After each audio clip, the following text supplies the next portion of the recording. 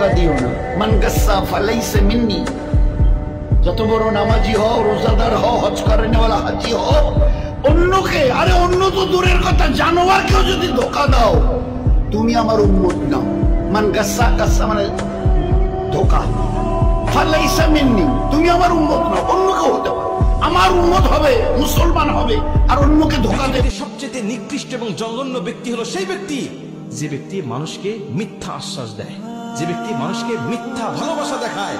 হযরত আলী রাদিয়াল্লাহু তাআলা আনহু বলেন, যে ব্যক্তি মানুষকে মিথ্যা আশ্বাস দেয়, মিথ্যা ভালোবাসা দেখায়, এবং সে যখন সত্যি তাকে ভালোবেসে ফেলে তখন হাত ছেড়ে দিয়ে অন্য জায়গায় চলে যায়, এই ব্যক্তি তাকে শুধু ধোঁকা দিয়েছে তা নয়, বরং তাকে সে হত্যা করেছে।